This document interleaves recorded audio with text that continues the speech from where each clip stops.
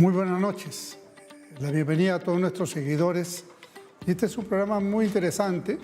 Tenemos a tres invitados que han sido invitados precisamente porque lo que vamos a discutir esta noche es la legislación adicional que se ha generado en el Congreso de miras a las próximas elecciones generales del próximo año.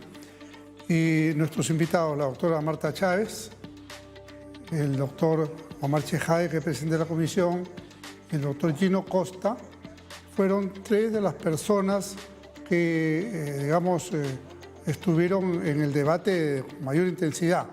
Por tanto, es de mucho interés poder conocer en mayor profundidad tanto el texto como el espíritu de la norma. Y ahora vamos a conversar un poco y ver qué conclusiones sacamos. Yo creo que esto va a ser muy importante porque hay que aclarar una serie de cosas de cara a las siguientes elecciones para que no haya confusiones, para que no vayan a anular candidaturas ni nada por el estilo. Así es que esa es la idea central. Y quizás una primera pregunta, dándole la bienvenida a nuestros invitados. Una primera pregunta a ellos sería la siguiente. Esta norma dispone que los candidatos deben estar inscritos en un partido. Entonces la pregunta es la siguiente. El 85-90% de los ciudadanos del Perú no están inscritos en ningún partido. Entonces esto significaría que los candidatos tienen que salir necesariamente de la parte militante partidaria. No puede haber un candidato independiente invitado por partidos o un frente que se pueda armar sobre gente que no esté afiliada a un partido. A ver, empezamos por las damas. Doctora Chávez, muy buenas noches. Muchas gracias por aceptar nuestra invitación. Doctor, gracias y saludos a sus televidentes. Sí, gracias.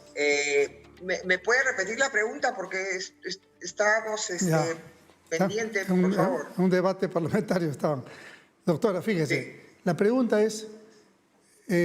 hay una norma, en la norma hay una obligatoriedad de que los candidatos deben estar inscritos en un partido, ¿no? Sean militantes de un partido y tienen hasta fin de septiembre para inscribirse.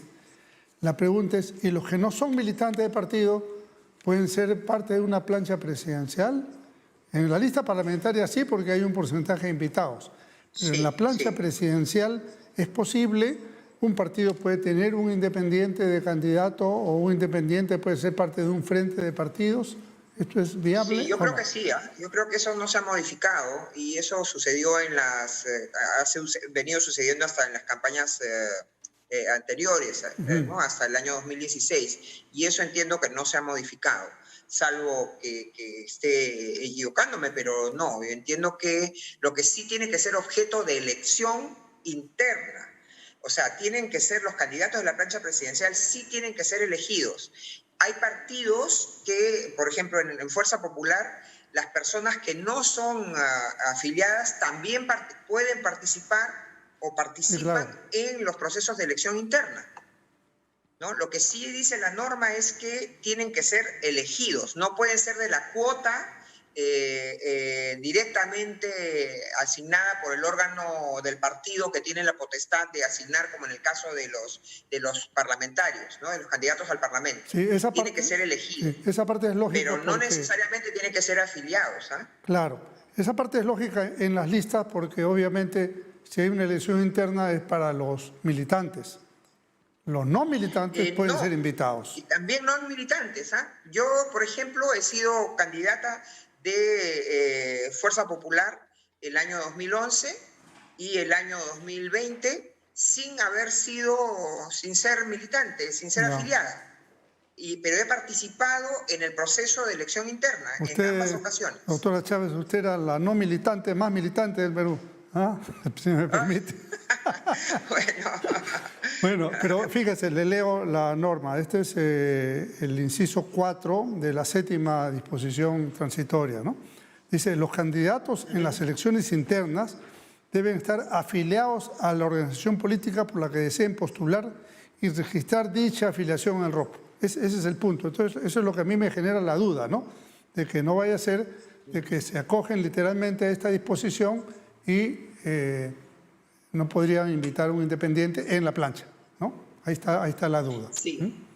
Sí, no, yo creo que tiene razón. Esa es una norma general. Esa es una norma general y claro, la norma ha modificado, claro, varias cosas al estatuto. Sí, pues tiene usted razón, tendrían que ser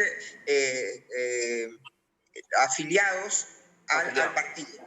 Cosa que es buena, porque yo además siempre he considerado que por lo menos en los partidos nuevos sería bueno que los candidatos presidenciales sean incluso hasta tengan trayectoria entre el partido y hasta fundadores, ¿no? Me interpretaron a mí mal cuando yo pedí eso y dijeron qué va a pasar con todos los demás, ¿no? Hay partidos que ya tienen 70 años, ya sus fundadores no existen, pero yo creo que lo que habría que estimular es que las personas, pues, sobre todo los candidatos en la plancha presidencial, sean candidatos vinculados al partido. En eso sí estaría yo de acuerdo para los candidatos a la plancha presidencial, ¿no? Ok, pero entonces queda claro que la afiliación es obligatoria, realmente, ¿no? Sí, sí. Muy bien. Para la plancha, sí, ¿no? A ver, ¿hay alguna opinión que difiera de lo que dijo la doctora Chávez? Sí. A ver qué dice el presidente de la comisión. Gracias Jorge por la invitación. ¿Qué tal, Omar? Muchas gracias también por tener unos invitados de lujo como Marta y Gino, ¿no? Mis saludos también. No, para lo que es la fórmula presidencial o la plancha presidencial, como le decimos acá en el Perú, no puede haber invitados. Tiene que ser exclusiva, la ley lo dice, sí, la ley lo dice excluyentemente, tienen que participar como afiliados en las internas y tienen que estar afiliados inscritos antes del 30 de septiembre. Claro. Antes del 30 de septiembre del presente año.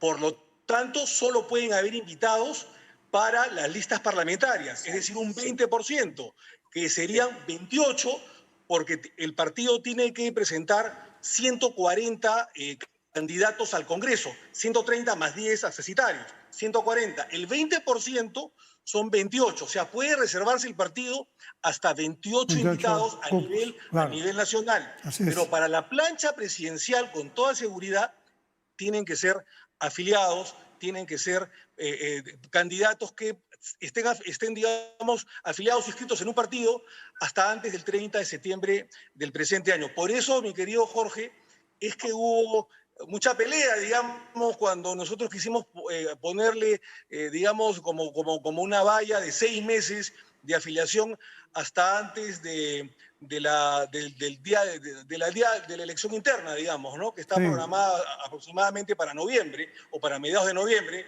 Cuando se quiso poner la valla, que era parte de las conclusiones de la Comisión de Alto Nivel de la Reforma Política del 2018, entonces era que tenían que estar afiliados hasta mayo de este año. Como ya había pasado, ya había terminado mayo y esta norma la elaboramos en julio aproximadamente, el predictamen, entonces muchos partidos dijeron no, pues porque estaban pensando evidentemente en los candidatos a la presidencia de la República y muchos de los que, digamos, están afuera de los partidos se iban a quedar sin, digamos, candidatura a la presidencia. Porque para el tema, digamos, del Congreso de la República no había problema, por una razón sencilla, porque tenías 28, digamos, candidatos para ser invitados. Ahí no hay problema. En el caso de la plancha presidencial, con toda seguridad, tienes que estar afiliado o inscrito en un partido como máximo hasta antes del 30 de septiembre, o sea que todavía falta, ¿no? Intercalados por género. Un hombre, sí, por la ley de paridad de alternancia, si el candidato a la presidencia es hombre, la primera vicepresidenta tiene que ser candidata mujer y el segundo vicepresidente hombre. Y si al revés, la candidata a la presidencia es mujer, el primer vicepresidente como candidato es hombre y la segunda candidata a la vicepresidencia es mujer. O sea que si un partido tuviera 2 mujeres, tiene que ser una necesariamente a la presidencia y otra a la segunda vicepresidencia. Ustedes tienen que ir mujer, hombre, mujer, o al revés, hombre, mujer, hombre. Igual pero eso es una limitación en la plancha, ¿no? Lo cual no me parece lo más acertado en favor de la mujer, No me parece, porque la mayoría de veces los candidatos son hombres. Las candidatas presidenciales mujeres son muy pocas. Entre ellas nuestra lideresa, Keiko Fujimori, ¿no? Pero ella sí podría ir acompañada de un hombre y una mujer. Pero si el candidato presidencial, que son la mayoría, son hombres, necesariamente tiene que ir 2 hombres, porque no puede ir una mujer. Yo creo que estoy muy rigurosa ahí en el tema de la plancha. A ver, ¿qué dice Gino Costa de este tema? ¿Qué nos comenta Gino? Buenas noches. No, Jorge, agradecerte por la invitación y por el gusto de compartir con Marta y con Omar esta conversación, ¿no? Sobre esta última norma que hemos trabajado en la Comisión de Constitución. Nada, sobre esto yo no tengo nada más que agregar, de acuerdo con que la plancha presidencial tienen que estar inscritos en el partido, eso es lo que hemos aprobado, y solo en la lista del Congreso tú tienes la libertad de invitar gente de fuera. Entiendo que esa invitación quedó abierta para que eventualmente también se incluyera entre los llamados designados, más bien porque no es invitados sino designados, a gente del partido que o no participó en las internas o el partido quisiera asegurar que igual pueda ir, ¿no? Sobre esto, lo que no definimos, creo con claridad, es que los partidos deberían señalar antes de las internas cuáles son las plazas que van a quedar disponibles para designados, ¿no? Eso no lo hemos definido y sería bueno que los partidos pudieran definirlo antes, porque de lo contrario van a defraudar las expectativas de quienes participen en las internas. Imagínate el ganador o la ganadora de una interna que se da con la sorpresa de que en realidad la primera plaza, que es la única que tiene posibilidades de entrar, está designada, ¿no?, para una persona ajena al partido. Pero por lo demás, sí, la idea es que para las planchas se trate de gente afiliada, ¿no? Y claro, tienen, como ha dicho Omar, hasta el 30 de septiembre. Eso, ahora, sí, el otro componente importante de esta ley es el referido a las internas, ¿no? Pero no sé si todavía eso quieres esperar. No, yo creo que podemos pasar. A ver, haznos tu comentario sobre el tema de las internas. ¿Qué impresión tienes? Mira, ahí para nosotros en el Partido Morado la aspiración era que los candidatos puedan ser elegidos por los militantes, candidatos y candidatas. Y ha habido una mayoría que se ha opuesto a eso en el sentido de que prefieren que sea una asamblea de delegados la que elija a quienes serán los candidatos del partido, ¿no? Entonces hemos encontrado, si tú quieres, una fórmula transaccional que a mí me parece interesante. Primero, que se ha acordado que esas internas, cualquiera que sea la modalidad de elección, sea que esta sea directa, por la cual el militante elige a los candidatos, o indirecta, el militante elige a delegados que eligen a los candidatos, en cualquier modalidad, quien organiza las elecciones es la OMPE, con el auxilio, digamos, de RENIEC en lo que se refiere al padrón, que valida el padrón de afiliados que entregan los partidos, y el Jurado Nacional de Elecciones que resuelve controversias. O sea, esa es una novedad, eso es nuevo. Y me parece positivo porque le va a dar más legitimidad a los procesos de elección interna. Como te digo, yo hubiera preferido que la única modalidad sea que los militantes eligen a los candidatos, pero por lo menos en ambas modalidades la primera palabra la van a tener los militantes, que van a participar todos, unos para elegir candidatos y otros para elegir delegados. Y bueno, por último, es interesante eso del efecto vinculante de OMPE, sí, y RENIEC me parece bien. Sí, y el otro tema, Jorge, para terminar, es que la manera como los delegados eligen a los candidatos varía de acuerdo al estatuto de cada partido.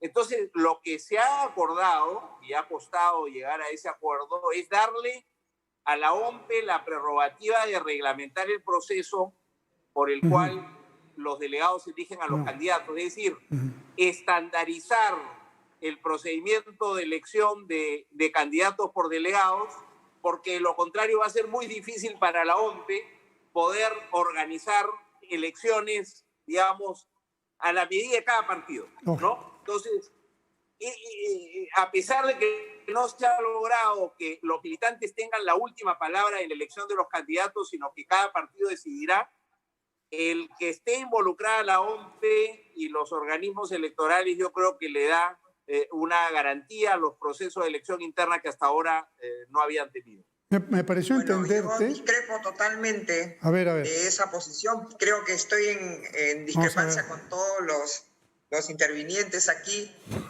Yo no creo que los partidos políticos necesiten la tutela ni que sean validados sus actos por un ente público. Ya. Yo creo que los partidos políticos son entidades privadas que tienen sus propios controles, tienen sus propios órganos electorales. Es más, yo creo que esta novedad en medio de las dificultades de una pandemia es una novedad que no, entiendo la buena voluntad, pero es una novedad que no creo que va a ser posible. Miren, en las elecciones del 2000, para los candidatos al 2020, Fuerza Popular invitó a la OMPE y al Jurado Nacional de Elecciones para que asistan a las elecciones, a la Asamblea Electoral, porque así se llama la Asamblea Electoral que se realizó un día domingo.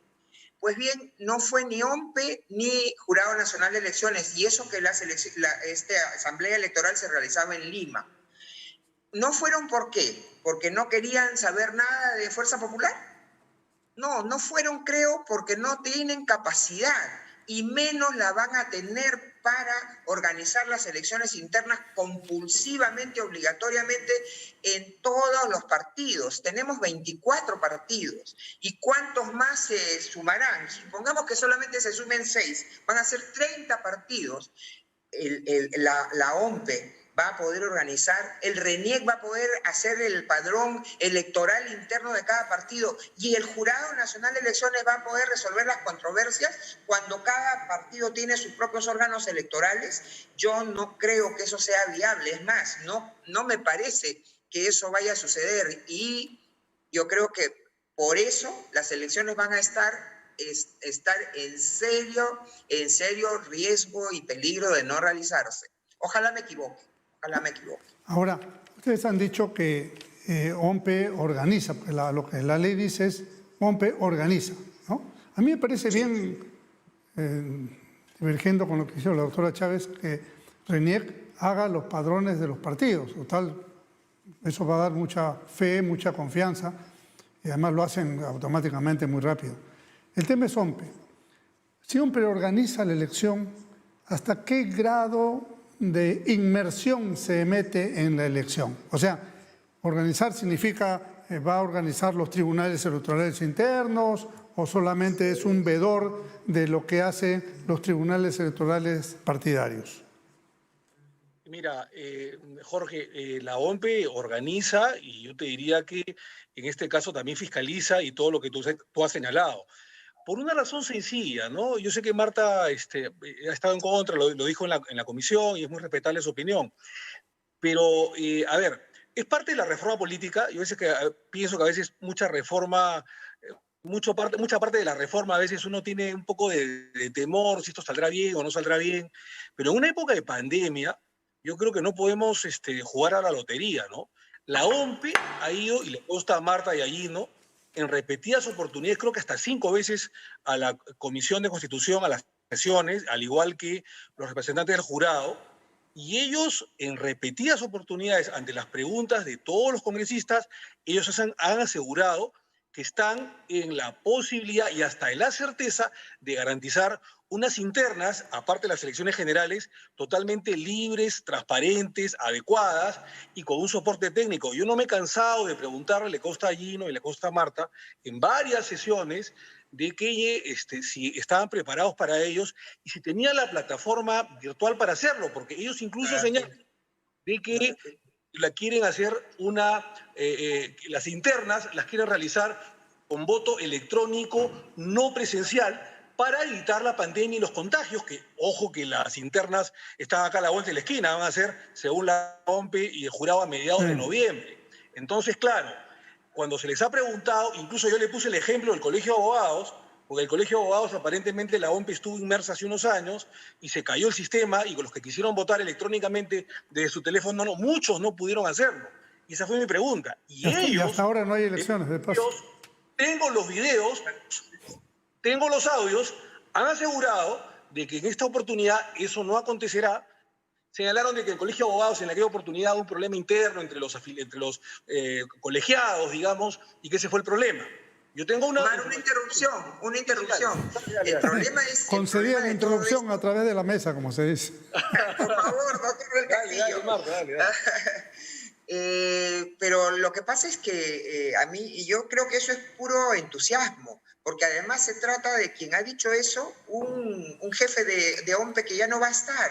Justamente la Junta Nacional de Justicia está reemplazándolo y también está habiendo problemas en ese tema porque está habiendo cuestionamientos, está habiendo situaciones de cuestionamientos por supuestos conflictos de intereses, ¿no? Y entonces el nuevo jefe o la nueva jefe de la OMPE que venga, recién va a asumir y no sé si está en capacidad de repetir lo mismo que ha dicho el señor Cox. Estamos en una situación que creo, por esa situación interna de OMPE y por la pandemia, creo que no era lo más adecuado lo que se ha aprobado. Ok, pero Bueno, tenemos gracias ya... por la interrupción. Sí, Gracias cómo por no. la interrupción. Pero tenemos ya la norma dada. Yo soy partidario también de un habilitante un voto, ¿no? Pero vamos a ver eso cómo se aplica. A ver, Gino, ¿qué piensas? Jorge, pero antes que me cortó Marta, dame 2 minutos. Ya regresa la interrupción.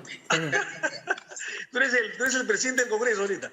Jorge, mira, además lo sé muy bien. Jorge, mira, en ningún momento yo como presidente de la comisión dirijo el debate y obviamente al final trato de generar consensos y eso es lo que hemos hecho. Ha durado más de mes y medio, ha sido el predictamen que más ha durado de generar consensos y concertar. Es más, la última votación fue por un voto, en la segunda, la exoneración fue por un voto, que logramos que esto se convierta, digamos, en autógrafo para que vaya el Ejecutivo y el sábado el presidente lo promulgue. Pero más allá de eso, jamás nosotros impusimos un texto. Lo que pasa es que la mitad de proyectos iban a que querían que se incluya, sin eximir de un militante un voto, que se incluya la votación a través de delegados. Entonces, nosotros democráticamente estamos poniendo 2 modalidades de votación en las internas. Una, un militante un voto, un afiliado un voto directo, y otra a través de un militante un voto indirectamente a través de los delegados. ¿Por qué? Esto tiene una razón, Jorge.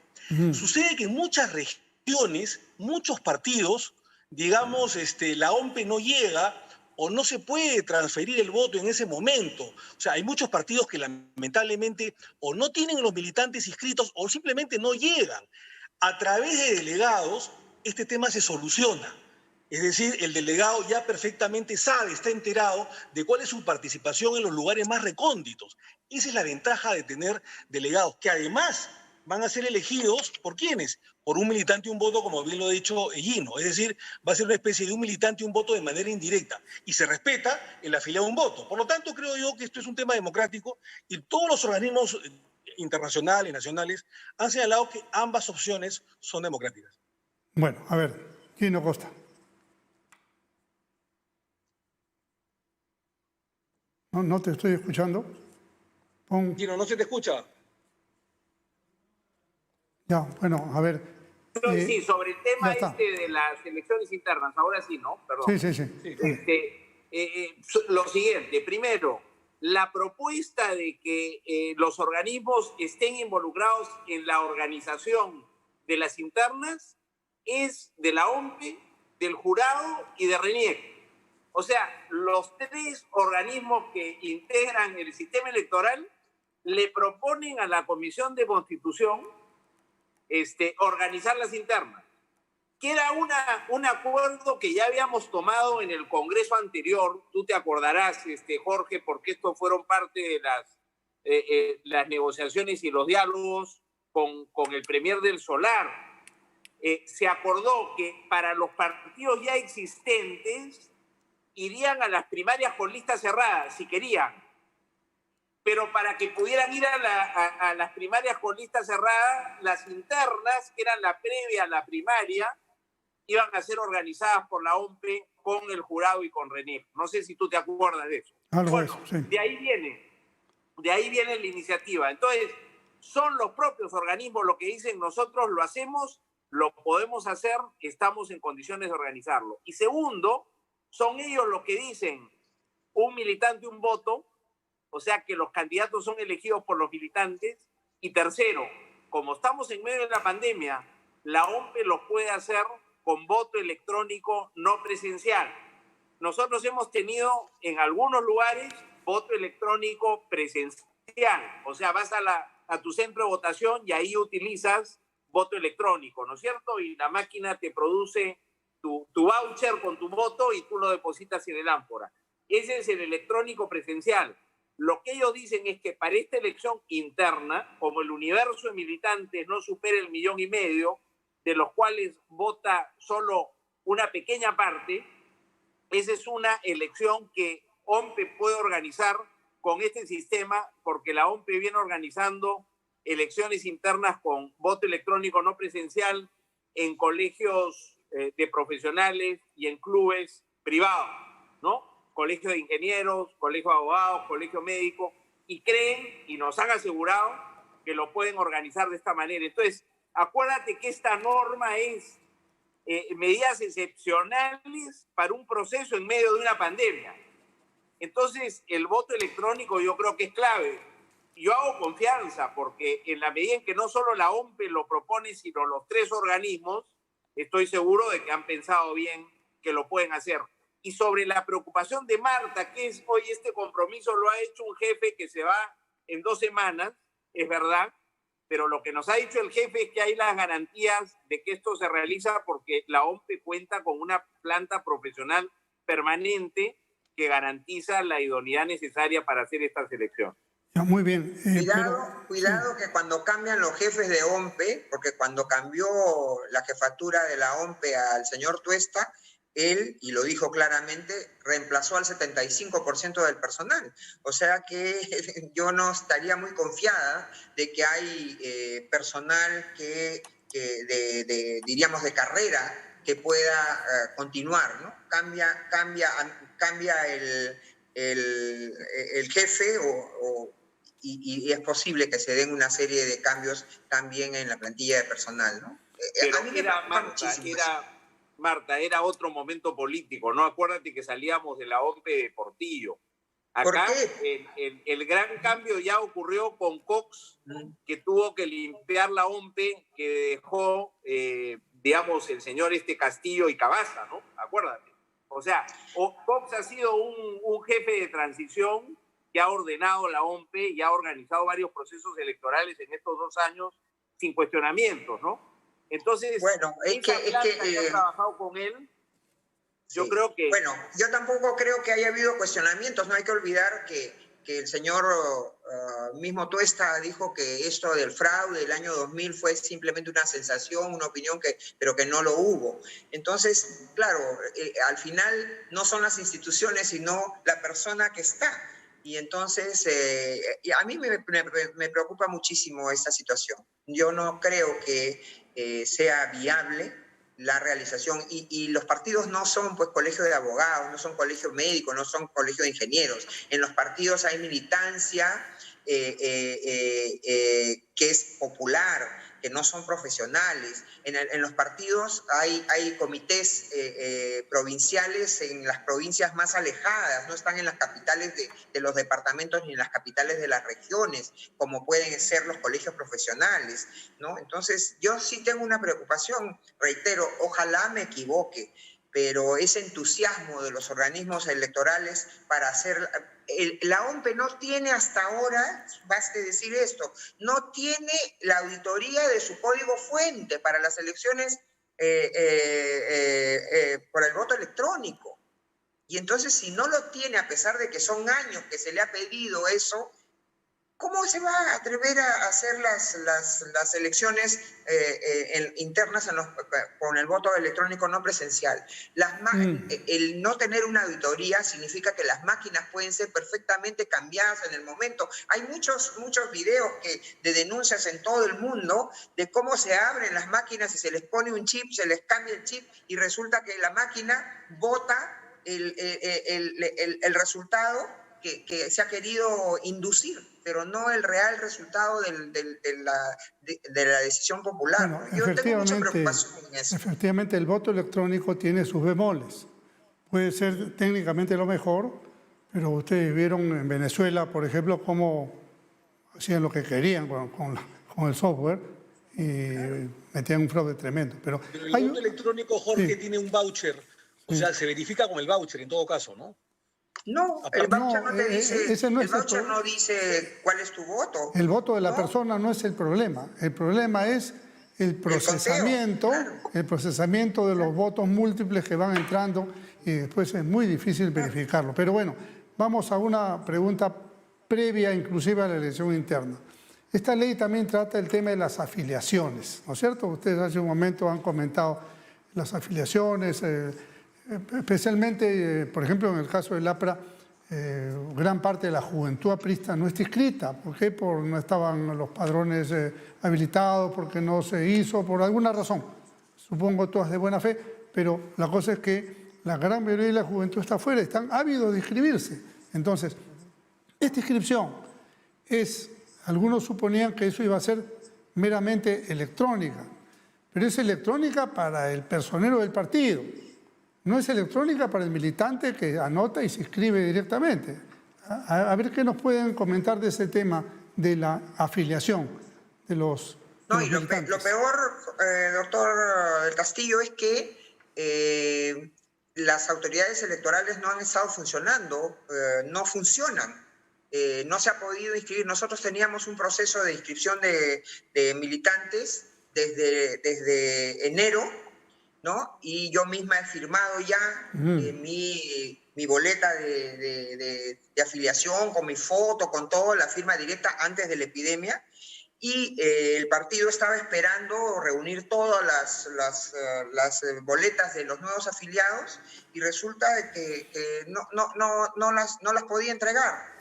Y los paquetes que se han querido entregar no se han podido entregar, ¿no? Bueno, entonces, ahí hay un problema real y cierto. Yo les comento que yo llamé por teléfono hace un par de días al ROP, ¿no? Precisamente el jurado, para ver si tenían algún técnico que pudiera invitar también al programa y no hay atención. No hay atención. Lo que puedo dar fe. A ver qué nos dice de la afiliación, Omar. A ver. Pero el Jurado Nacional de Elecciones, recordará Marta Higuino, no me dejará mentir, y la OMPE, pero sobre todo el jurado, cuando se le ha preguntado sobre ello, han dicho que están atendiendo. O sea, sería pues una mentira muy grosera si en verdad en la práctica no están atendiendo. Yo he recibido quejas, y debo decir, de muchas personas, no voy a decir nombres, pero sí de muchas personas que están afiliados o dirigentes de partidos que quieren inscribir a las nuevas agrupaciones políticas, que me han dicho de que lo que dice el presidente del jurado no es tan cierto y que operativamente no están funcionando.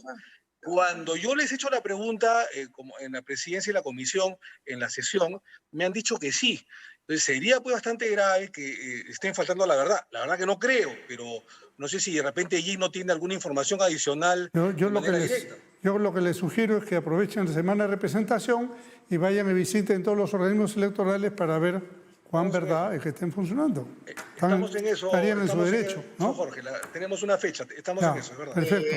Lo que pasa es que también ellos entenderán que lo que en las adiciones que se han aprobado en esta ley de la que estamos hablando, la ley 31038, la sexta disposición transitoria que se le ha agregado a la ley de partidos políticos o de organizaciones políticas es que el Jurado Nacional de Elecciones en 45 días calendario a partir de la publicación de esta ley 31038 debe poner a disposición un portal electoral digital y entre otras cosas para la afiliación a una organización política.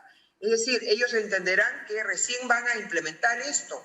Y entonces, mientras tanto, los partidos, inclusive partidos como, por ejemplo, Fuerza Popular, que no tienen los 25.000 militantes, porque esa es otra modificación que para mí ha sido una modificación indebida, porque hay partidos que deciden ser partidos de cuadros, hay partidos que deciden ser partidos de masas, y entonces esa es su decisión interna, pero acá se obligó a que se tenga alrededor de 25.000 afiliados. Entonces, muchos partidos, Fuerza Popular tenía 7.000 afiliados, tiene que completar esos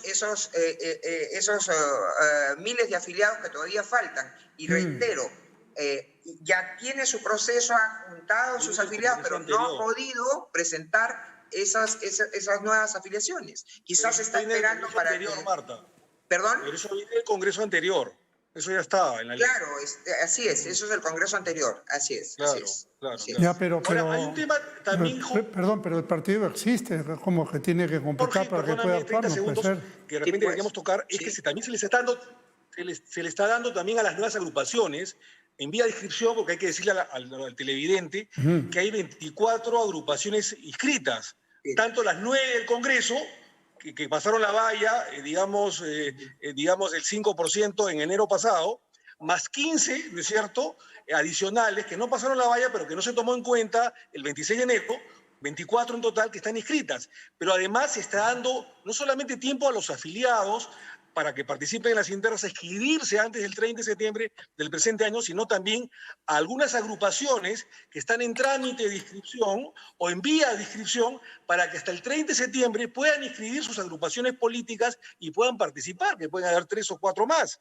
¿Por qué?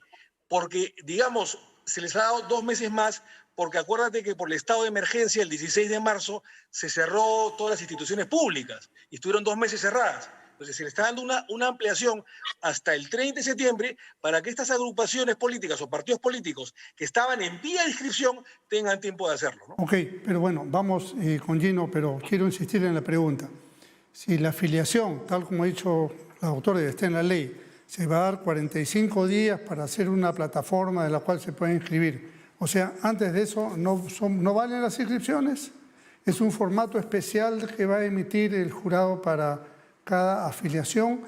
Eso sería bueno aclararlo. O sea, mañana puede ir un ciudadano con su partido, acá quiero estar inscrito, acá está mi ficha, acá firmo, por favor preséntelo a través del personero al jurado. ¿Se lo recibirán o van a esperar que establezcan la plataforma dentro de 45 días, que de paso, si esperamos 45 días, ya venció el plazo de inscripción de candidatos? O sea, hay una disfunción de fechas, ¿no? Sí. A ver, Gino. Sí, no, ahí hay claramente un problema. Yo no sé si el ROP está funcionando o no. Tú dices que no. Recuerdo en el debate... Está funcionando no presencial. No presencialmente. Sí. Se sostuvo que uno de los problemas, una de las razones para, digamos, ampliar el plazo para la inscripción de candidatos a los partidos de manera de poder candidatear era precisamente que en el pasado, desde noviembre del año pasado hasta prácticamente julio, el ROP no había estado funcionando. Entonces, eso es lo único que sé. En las actuales circunstancias no sé cuál es, cómo está la cosa.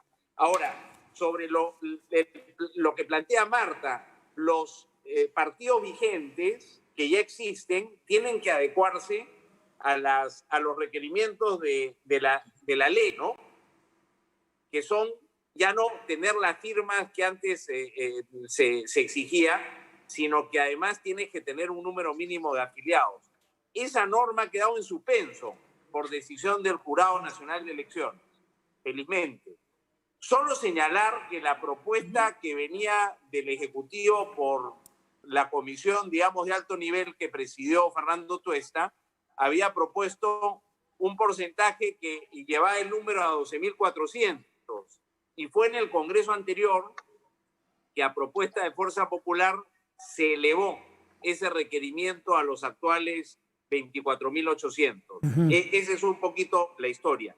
Y tercero, Jorge, esto les puede interesar a ustedes, la ley aprobada también establece un plazo hasta el 31 de octubre para renovar la directiva de los partidos, que era un asunto que interesaba especialmente a Acción Popular, que tiene, digamos, viene heredando una directiva elegida ya hace mucho tiempo y no ha podido renovar sus cuadros directivos. O sea que yo no sé si a ustedes en el partido esto les sirve, pero hay un plazo relativamente corto para poder hacer esa renovación. Si vencido ese plazo no se hace la renovación, entonces las actuales autoridades tendrán que continuar ejerciendo esas funciones hasta que pasen las elecciones.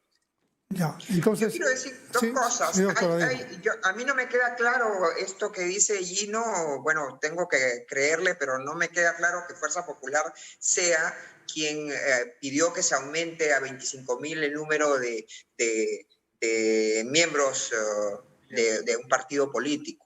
Yo no creo que eso haya sido así. Y es más, eso no tiene ninguna coherencia con el hecho de que se aumente el número mínimo de afiliados a un partido y se establezcan las PASO, las elecciones primarias obligatorias abiertas, donde gente que no es afiliada puede participar en las decisiones internas de un partido, ¿no? ¿Qué sentido tiene aumentar la militancia cuando ser militante no interesa, porque cualquier persona no militante puede ir a tomar decisiones tan importantes como la de elegir a los candidatos del partido, ¿no? Y entonces no creo yo que Fuerza Popular, bueno, no me consta que Fuerza Popular haya propuesto eso, ¿no? Pero... Permítame. Y el otro tema, sí. No sé si el jurado pueda dejar en suspenso una ley. Primera noticia para mí de que el jurado haya suspendido el que los partidos completen el número mínimo de afiliados de 25.000. Me gustaría saber de repente más datos me he perdido alguna resolución del Jurado Nacional de Elecciones. Yo tampoco conocía eso. En razón de la pandemia, Marta. Bueno, puede ser. No puede, pero no puede. Puede ser, a ver. No podría por ley. Pero como ven ustedes, no puede por ley, ¿no? cada uno de los puntos que vamos tratando son bastante controvertidos. Pero quiero ir a un último punto para los últimos 10 minutos del programa. Lo mencionó Gino. Hasta el 31 de octubre para renovar las directivas. Es el caso de Acción Popular, es el caso del PPC, es el caso del APRA y posiblemente algunos otros más, ¿no? Entonces, el tema es, la ley dice, tiene hasta tal fecha para elegir nuevas, pero por otro lado dice, tiene que ser de acuerdo al estatuto. Por ejemplo, en el caso de nosotros, el estatuto dice un congreso tiene que ser convocado con 60 días de anticipación. Si le ponemos 60 días, ya venció el plazo, ¿no? Entonces, no nos sirve mucho ese tema. Pero a continuación, creo que es la 8ª disposición transitoria, dice, si esto no se da, ¿no? Vale la directiva anterior. ¿Cuál es la directiva anterior? Ahí está el tema, ¿no? ¿Quién es? La que está inscrita en el registro, en el RUP. ¿Esa es la directiva anterior? O sea, ahí hay un tema, eso dice tal cual, ¿eh? O sea, esa elección es obligatoria hasta tal fecha. Y si no, por alguna razón no se da, A, B o Z, entonces la directiva anterior queda habilitada para poder hacer ya los procesos internos, en fin, de la elección. ¿Estamos de acuerdo en eso? Sí. Yo no estoy de acuerdo porque, bueno, es cierto lo que dice la 8ª disposición. Dice, en caso de que las elecciones internas no puedan realizarse, se entenderán prorrogadas las representaciones legales y mandatos partidarios, excepcionalmente, a efectos de poder elegir y presentar las listas de candidatos para las elecciones generales. O sea, además es una prórroga solamente parcial para efecto. Claro. Pero para otras decisiones de carácter administrativo, de otro carácter, es bien raro. Bueno, hay un antecedente porque hay una resolución del jurado de hace algunos años, creo que del 2000, no me acuerdo, 18, 17, donde autorizan que los partidos que no, o sea, la declaración de fondo es la siguiente: sobre la legalidad de un comité directivo de un partido está el derecho del partido de participar. Entonces, cualquiera que fuere la circunstancia, se habilita a, ya es un caso similar, ya lo han puesto, se habilita a los que estaban inscritos como dirigentes para hacer el proceso. Y así se hizo, así participaron varios partidos. Por eso, más o menos se ha repetido la figura. Quisiera algunas precisiones de parte de ustedes. ¿Qué dice el presidente de la comisión hacedor del dictamen final?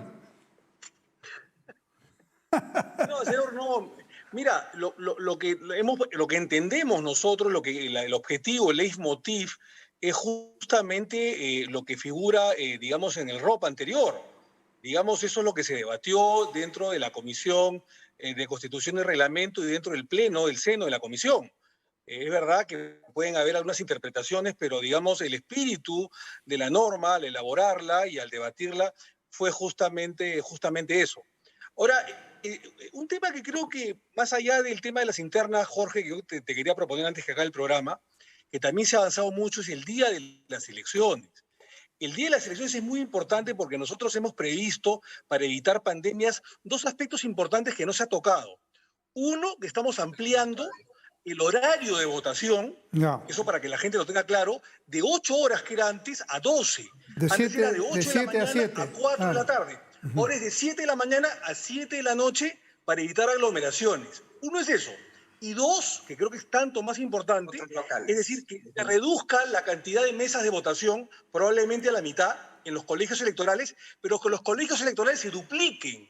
Entonces, habría menos gente en los colegios electorales, pero habrían más colegios que puedan atender a la gente. Creo que eso es importantísimo porque más de 20 millones o 24 millones de personas vamos a salir a votar. Y no puede ser posible que en una época de pandemia, donde está calculado que podrían morir, según Farid Matuk, no según Chejade ni la Comisión de Constitución, según Matuk, el controvertido Matuk, a 31 de diciembre... Mejor no cites al controvertido Matuk, porque si no estamos muertos todos. Pero podrían morir 150.000 peruanos, cifras oficiales, porque estamos en 62.000 cifras extraoficiales. Podrían morir 150.000. ¿Cuántas podrían fallecer, Dios no quiera, a abril? ¿Y cuántos millones de contagiados pueden haber hasta abril? Por eso que creo que estas dos partes son importantísimas para el efecto sanitario. Y en toda la normatividad aprobada en esta ley, Jorge, estamos previendo que el Ministerio de Salud intervenga. No solamente los entes electorales, sino todo el Ministerio de Salud, todos los personajes sanitarios estén comprometidos en el día 11 de abril. Porque esto no es un juego, ¿eh? Esto es un tema muy serio. No, es muy serio, es muy importante, pero por favor regresa a mi pregunta. Esto de las dirigencias, ¿cómo se resuelve? Si no hubiera elección, por ejemplo, hasta el 31 de octubre. Bueno, se resuelve evidentemente con la normatividad que ha sido aprobada en la 8ª disposición. Jorge, te animo a que se lea, digamos. No, sí, lo acaba de leer la doctora. Por eso te digo. En caso de elecciones internas no puedan realizarse, se entenderán prorrogadas las representaciones legales y mandatos partidarios excepcionalmente a efectos de poder elegir y presentar las listas de candidatos para las elecciones generales del año 2021. O sea, si hubiera una dirigencia que no está reconocida, entonces se retrotrae a la anterior, que es la que hace el proceso.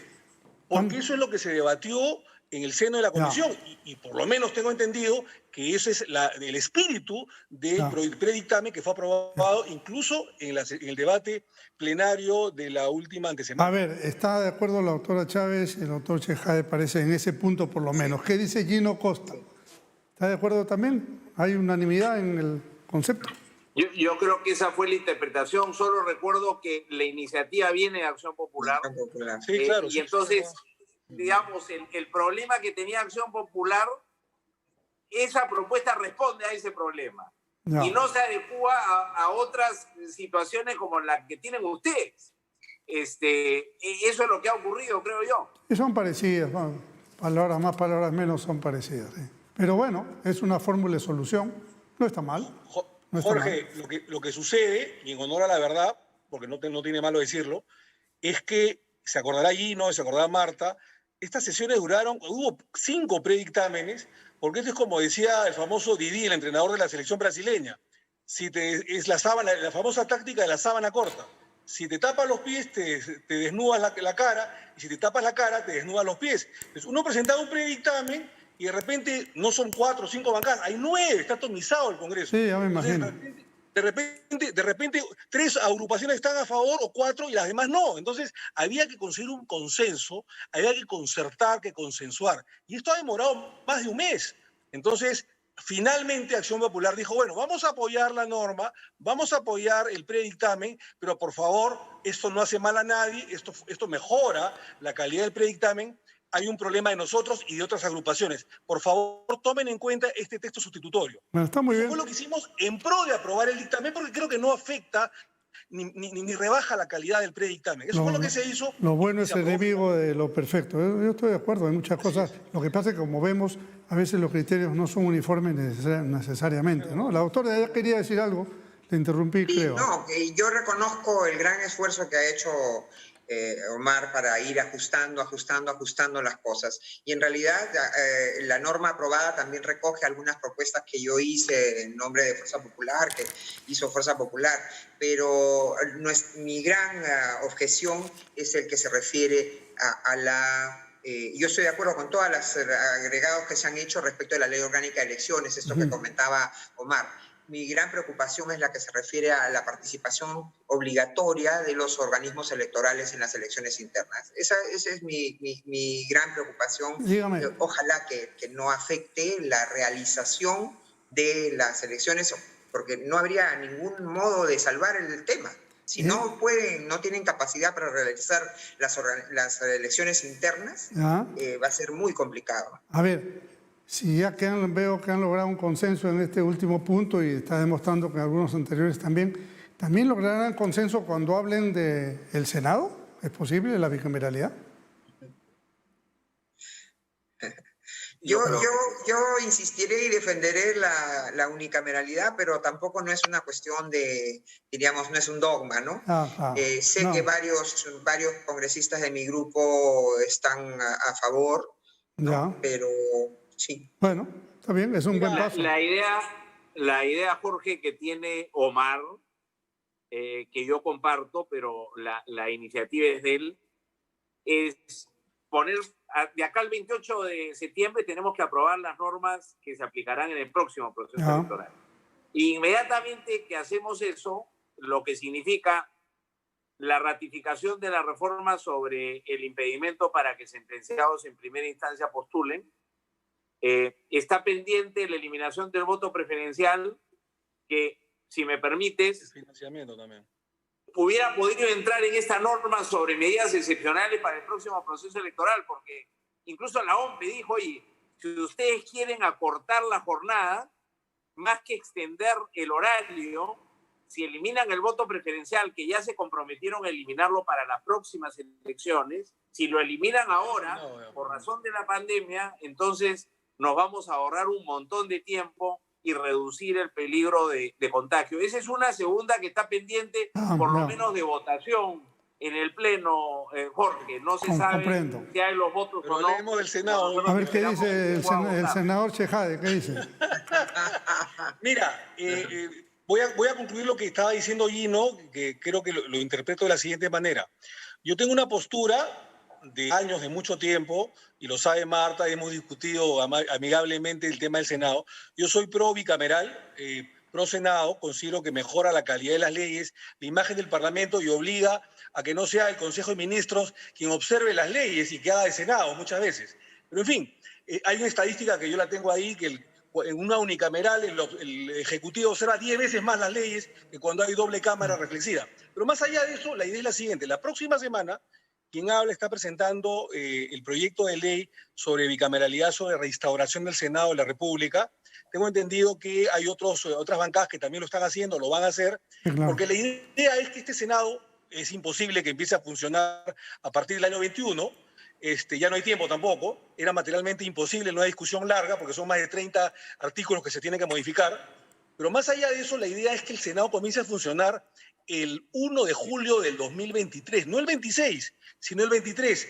Y para ahorrarle gastos al Estado, al fisco, las elecciones van a ser el día, es mi proyecto de ley, el día de las elecciones municipales y regionales, que es en octubre del 22. Se le va a agregar un documento más, o se le agregaría de aprobarse esto una boleta más, incluyendo el tema del Senado de la República, de las listas parlamentarias al Senado. Bueno, entonces, el primer Senado sería del 1 de enero del 23 a julio del 26. Enero, no julio, sino enero. 3 años y medio. Claro. De enero del 23 a julio del 26, o sea, 3 años y medio. A partir del 26 ya sería 5 años Cámara de Diputados y 5 años Cámara de Senadores. Muy bien. Pero lo importante, Jorge, es iniciar este debate, que como bien lo ha dicho Gino y Marta, lo comenzaremos después del 23 de septiembre, en que acabemos el último tema de reforma electoral que tenemos plazo, que es el financiamiento a partidos políticos, sus sanciones y regulación, que va a comenzar la próxima semana con el último predictamen. Yo diré ahí que no es cierto de que un Congreso unicameral no tiene elementos de reflexión, y que quienes aspiran a elementos de reflexión y a un Congreso bicameral son los que apoyan que se exonere las segundas votaciones de las leyes. O sea, bueno, cuidado. Les agradezco muchísimo haber aceptado nuestra invitación. Ha sido bastante movido el programa, muy interesante, y creo que mucha gente va a sacar sus deducciones de este tema, ¿no? Muchas gracias, muy buenas noches y hasta todo momento nos estamos viendo. Gracias.